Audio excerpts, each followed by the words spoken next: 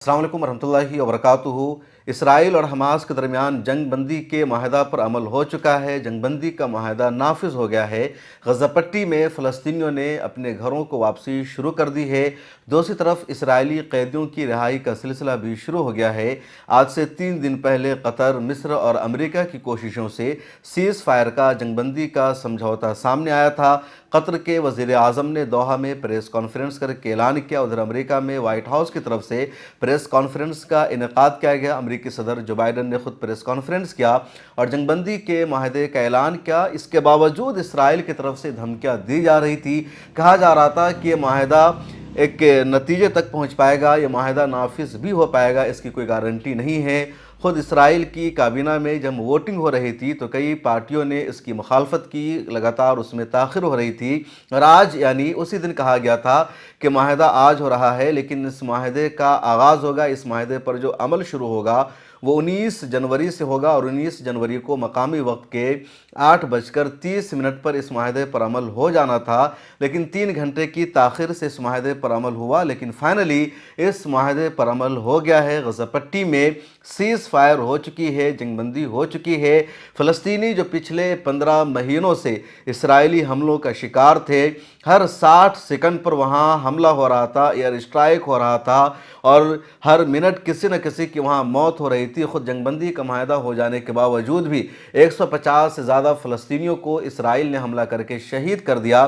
Finally गज़ा पट्टी में जंगबंदी के माहिदे पर अमल हो गया है। तस्वीरें सामने आई है जिसमें देखा जा रहा है कि फ़लस्तीनी नॉर्थ गज़ा में, कुछ साउथ गज़ा में, जबालिया कैंप में या अलग अलग इलाक़ों में अपने घरों को लौट रहे हैं। उनके हाथों में ब्लैंकेट है, उनके हाथों में सामान है। कुछ लोग गाड़ियों से जा रहे हैं, कुछ पैदल जा रहे हैं और अपने घरों की हालत वो देखकर हैरान व शर्मसार है कि कुछ भी नहीं बचा है। किसी के लिए पहचान करना मुश्किल है कि ज़मीन के उसी हिस्से पर उनका घर था या कहीं और घर था। उधर हमास ने पहली खेप में 3 कैदियों की फहरिस्त इजराइल के हवाले की और उन 3 कैदियों को हमास ने रिलीज़ कर दिया है और उसी के बाद इस माहिदे पर अमल शुरू हुआ। इसराइल की तरफ से कहा जा रहा था कि हमास ने कैदियों की रिहाई में ताख़िर की, इसलिए जंगबंदी पर अमल करने में भी हमें ताख़िर हुई है। पहली फ़ुर्सत में या पहले फ़ेज़ में जिन 3 कैदियों की रिहाई शामिल है उसमें एक कैदी सबसे कम उम्र का शामिल है, दूसरा कैदी सबसे ज़्यादा उम्र का शामिल है और एक और कैदी शामिल है।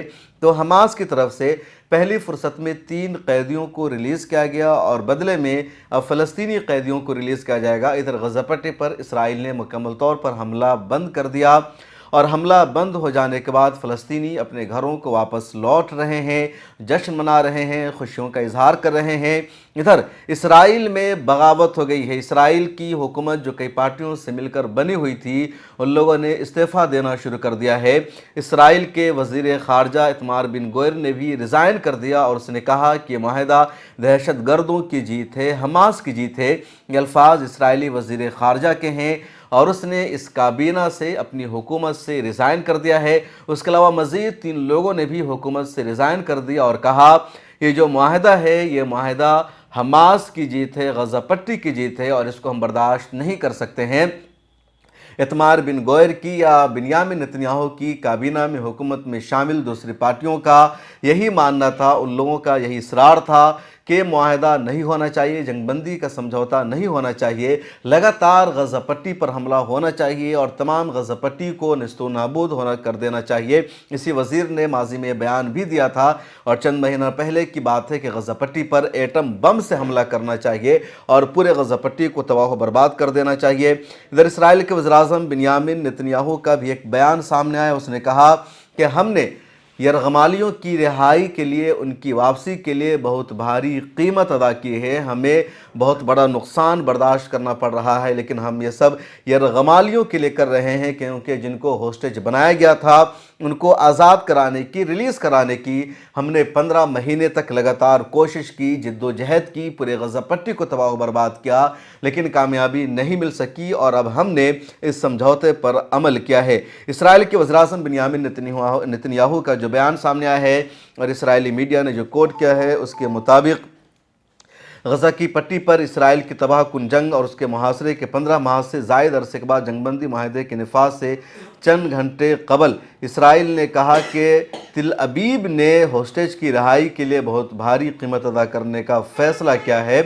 بنیامین نتنیاہو کے دفتر کی طرف سے بھی کہا گیا کہ اسرائیلی ہدف اب بھی پٹی میں حماس کی حکمرانی کو ختم کرنے پر مرکوز ہے۔ پچھلے دنوں ویڈیو میں نے بتایا تھا کہ جو معاہدہ ہوا ہے سیز فائر کا 3 فیز میں ہے۔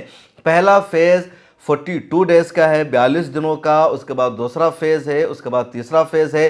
اگر پہلا فیز ٹھیک ٹھاک رہے گا تو پھر دوسرے فیز کے معاہدے کے لیے بات چیت ہوگی، دوسرا فیز ٹھیک ٹھاک رہے گا تو پھر تیسرے فیز کے لیے بات چیت ہوگی۔ لیکن ان تینوں فیز میں یہ بات شامل نہیں ہے کہ غزہ پٹی پر اگلی حکومت کس کی ہوگی۔ اسرائیل یہ چاہتا ہے کہ ایک انٹرنیشنل کمیٹی بنائی جائے، وہ کمیٹی اسرائیل کے انفلوئنس کے ساتھ غزہ پٹی پر حکومت کرے۔ غزہ پٹی میں نہ تو حماس کی حکومت ہو نہ پیلسٹائن اتھارٹی کی حکومت ہو۔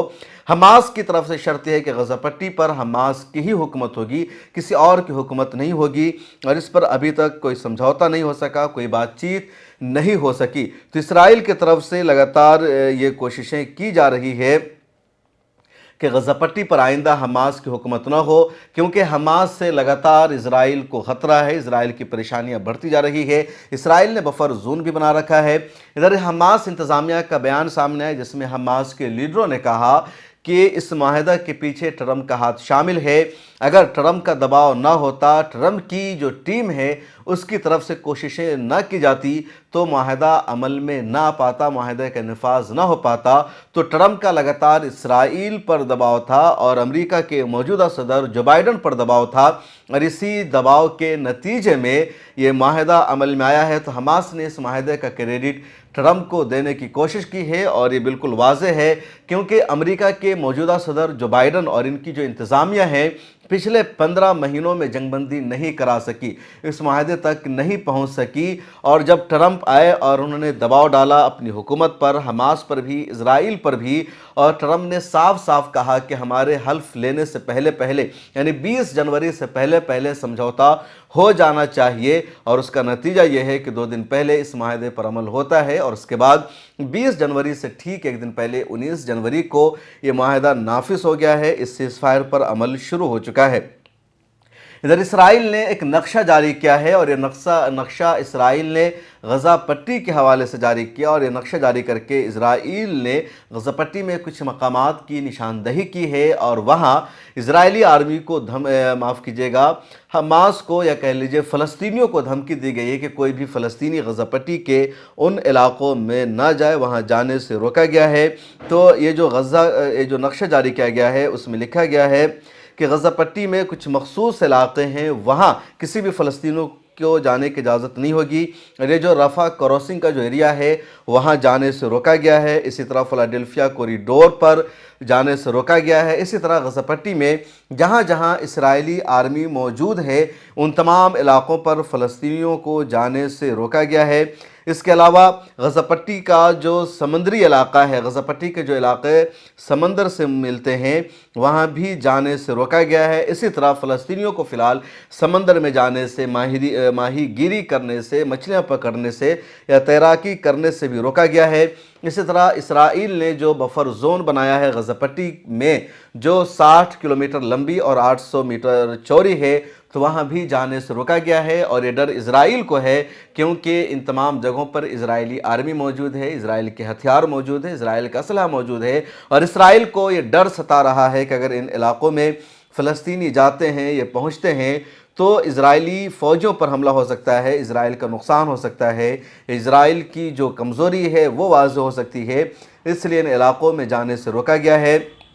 الجزیرہ کے جو رپورٹرز ہیں وہ لگاتار گراؤنڈ سے رپورٹ کر رہے ہیں، دکھا رہے ہیں کہ جو فلسطینی ہیں جب وہ اپنے گھروں کو لوٹ رہے ہیں، جبالیہ کیمپ میں، نصیرات کیمپ میں، نارتھ غزہ میں، ساؤتھ غزہ میں، صلاح الدین اسٹریٹ کے آس پاس کے علاقوں میں، تو وہاں کی زمینی صورتحال کیا ہے، سچائی کیا ہے، منظر کیا ہے، اور کس طرح وہ جشن بھی منا رہے ہیں۔ جو سب سے اہم بات یہ ہے وہ یہ کہ غزہ پٹی پر فلسطینیوں پر 15 مہینوں تک لگاتار اسرائیل کا حملہ جاری رہا۔ एयर स्ट्राइक जारी रही, ग्राउंड आर्मी इजराइल की फ़लस्तीनियों पर हमला करती रही, लेकिन फ़लस्तीनियों ने हिम्मत नहीं हारी, हौसला नहीं हारा, बल्कि लगातार वो जंग लड़ते रहे, बर्दाश्त करते रहे। किसी फ़लस्तीनी को अपना घर 10 बार छोड़ना पड़ा, किसी को 20 मरतबा बेघर होना पड़ा। एक जगह से दूसरी जगह वो मुंतकिल हो रहे थे, फिर दूसरी जगह उनको खाली करने पर मजबूर किया जा रहा था, फिर तीसरी जगह वो अपना टेंट लगा रहे थे।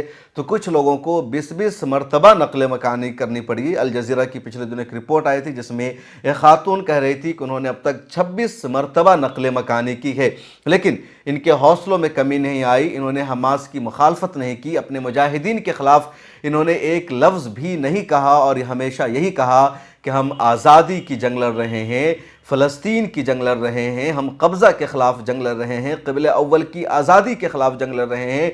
वो हथियार उठाए हुए हैं, हमें तो सिर्फ नकल मकानी करनी पड़ रही है, इसलिए हम सब कुछ बर्दाश्त करने के लिए तैयार हैं। और इस जंग में ऑफिशियली 46,000 से ज़्यादा फ़लस्तीनियों की गज़ा पट्टी में शहादत हुई है, 1,10,000 से ज़्यादा ज़ख्मी हैं। दूसरी रिपोर्ट के मुताबिक 65,000 से ज़्यादा फ़लस्तीनियों की शहादत हुई है। फ़लस्तीन की टोटल आबादी में से 6% की आबादी इस हमले में शहीद हो गई है, और ये बहुत बड़ा फिगर है, बहुत बड़ी तादाद है। आप अंदाज़ा लगा सकते हैं कितना बड़ा नुकसान है। रिपोर्ट है कि कोई भी मकान सही सालिम नहीं बचा है, और इस जंग के दौरान रेजिस्टेंस ग्रुप की तरफ से, हमास की तरफ से शुरू से आखिर तक मुज़ाहमत जारी रही, रेजिस्टेंस जारी रही, कहीं पर इन लोगों ने हिम्मत नहीं हारी, इसराइल को उसके हदफ में कामयाब नहीं होने दिया। और यही वजह है कि जब ये मुआहदा हुआ है, सीज़ फायर का ऐलान हुआ है, तो इसराइल के अंदर के लोग भी, बाहर के लोग भी, सभी तज्ज़ियाकार इसको इसराइल की हार बता रहे हैं, इसराइल की शिकस्त बता रहे हैं, क्योंकि इसराइल अपने हदफ में कामयाब नहीं हो सका। इसराइल का पहला हदफ था तमाम होस्टेज को अपने दम पर आज़ाद करा लेना, और उसमें इसराइल कामयाब नहीं हो सका। हमला करता रहा लेकिन उन तक नहीं पहुंच सका, हमास ने उनको लगातार बचाए रखा।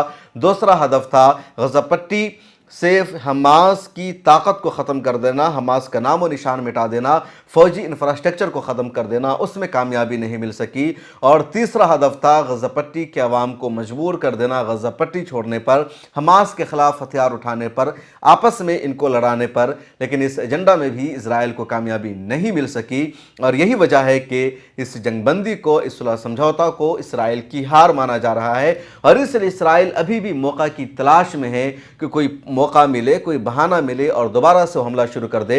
लेकिन हमास ने इजराइल को ऐसा कोई भी मौका नहीं दिया। जो टेबल वॉर है, जहां पॉलिसी बनी है, जहां डायलॉग हुआ है, जहां सालिसी करने वाले ममालिक ने मुज़ाकरात अंजाम दिया है, तो यहाँ भी हमास का हाथ भारी रहा, और हमास ने कहीं पर कोई भी लचक नहीं दिखाई। और यही वजह है कि फाइनली बयान सामने आता है इजराइल के प्राइम मिनिस्टर के दफ्तर से कि हमने होस्टेज की रिहाई के लिए फ़ैसला किया है, और ये जो सीज़ फायर का समझौता है, हमने बहुत कुछ कुर्बानियाँ देकर किया है, हमने मजबूरी में किया है। और इसी वजह से बार बार धमकी आमेज़ बयान भी सामने आ रहे हैं। उधर हमास ने अपने रेजिस्टेंस ग्रुप्स का, मुजाहिदीन का शुक्रिया अदा किया, हवाम का शुक्रिया अदा किया, और इसको फ़तह करार दिया है। और सच्चाई ये है, जब आप फ़लस्तीन की तारीख़ पढ़ेंगे, फ़लस्तीन में पिछले 70 सालों से जंग जारी है।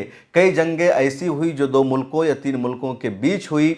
जैसे पहली जंग 1948 की है, उसको अरब इजराइल जंग कहा जाता है। उसमें उस वक्त हमास नहीं थी, लेकिन जो फ़लस्तीनी ग्रुप्स थे उनका अरब के कई देशों ने साथ दिया। उसके बाद 1954 की जंग मानी जाती है, उस जंग में भी कई अरब ममालिक साथ में थे। उसके बाद 1967 की अहम जंग मानी जाती, जो 6 रोज़ा अरब इजराइल जंग थी, और उस जंग में मिस्र शामिल था, उर्दन शामिल था, शाम शामिल था, और लेबनान शामिल था। तो ये 6 रोज़ा अरब इसराइल जंग बहुत मशहूर है, और इस जंग में भी अरब ममालिक को हार का सामना करना पड़ा, और इसराइल ने मज़ीद फ़लस्तीनी इलाक़ों पर कब्ज़ा कर लिया था। उसके बाद 1973 की बहुत अहम जंग है। इस जंग में मिस्र और शाम एक साथ थे, और उधर इसराइल था। इस जंग में पहले मिस्र को जीत मिलती है, फिर हार का सामना करना पड़ता है, और फाइनली दोनों ममालिक मुज़ाकरात करते हैं, सुलह समझौता करते हैं, और एक नतीजा तक पहुँचते हैं। तो अरब और इजराइल के दरमियान 4 जंगें हुई, और उन तमाम जंगों में अरब ममालिक शामिल थे, और इसके बावजूद जीत हमेशा इसराइल को मिलती रही। अरब ममालिक को ہار کا شکست کا ہی سامنا کرنا پڑتا رہا۔ اس کے علاوہ حماس اور دوسری تنظیموں سے بھی کئی مرتبہ لڑائی رہی، اسرائیل کا پلڑا بھاری رہا، لیکن پچھلے 75 سالوں میں یا کہہ لیجیے 1947 کے بعد سے پہلا موقع ہے جب اسرائیل کو حماس کے ہاتھوں، فلسطینی گروپ کے ہاتھوں شکست کا سامنا کرنا پڑا ہے، ہار کا سامنا کرنا پڑا ہے اور اپنے ہدف میں اسرائیل کو کامیابی نہیں مل سکی۔ تو یہ ایتہاسک جیت ہے، تاریخی جیت ہے، اور یہاں سے حماس کے حوصلے بلند ہوئے ہیں، فلسطینی گروپس کے حوصلے بلند ہوئے ہیں، اور اب کوششیں کی جا رہی ہے کہ یہ جو کوشش ہے صرف سیز فائر تک محدود نہیں رہے گی، بلکہ کوشش ہوگی فلسطین کو ایک آزاد ریاست کا درجہ دلانے کی۔ حماس نے بھی اپنے رویے میں، اپنی کوششوں میں کچھ لچک دکھائی ہے۔ پہلے کوشش کی جا رہی تھی کہ صرف ایک فلسطینی ریاست ہی ہوگی، اسرائیل کے وجود کو تسلیم نہیں کریں گے، لیکن اس وقت حماس کی طرف سے، فلسطینی گروپ کی طرف سے بھی دو ریاستی فارمولے کو اپنایا جا رہا ہے کہ پہلے فلسطین کو ایک آزاد ریاست کا درجہ مل جائے، اس کے بعد ان کی اگلی لڑائی ہوگی قبضہ کے خلاف کی یا اسرائیل کو ختم کرنے کی، لیکن پہلے فلسطین ایک اسٹیٹ کے طور پر اسٹیبلش ہو جائے۔ یہ کوششیں جاری ہے اور اسی وجہ سے فلسطین کو اب کامیابی ملنے لگی ہے، اور امید یہی ہے کہ بہت جلد فلسطین کو ایک آزاد ریاست کا درجہ مل جائے گا اور قبلہ اول بیت المقدس کی آزادی کا اعلان بھی ہو جائے گا۔ آپ کو کیا لگتا ہے یہ کوششیں کہاں تک کامیاب ہو سکتی ہے؟ کمنٹ سیکشن میں ضرور لکھیں اور مجھے دیجیے اجازت۔ اللہ حافظ۔ ملت ٹائمز کو جاری رکھنے اور مضبوط بنانے کے لیے ہماری آرتھک سہایتا کیجیے۔ یہ ایک آزاد میڈیا ہاؤس اور کمزوروں کی آواز ہے۔ آپ ہمیں دیکھیں، سنیں، پڑھیں اور ہر مہینہ زیادہ نہیں، صرف 100 روپے سے مدد کریں۔ ڈیٹیلز ڈسکرپشن میں موجود ہے۔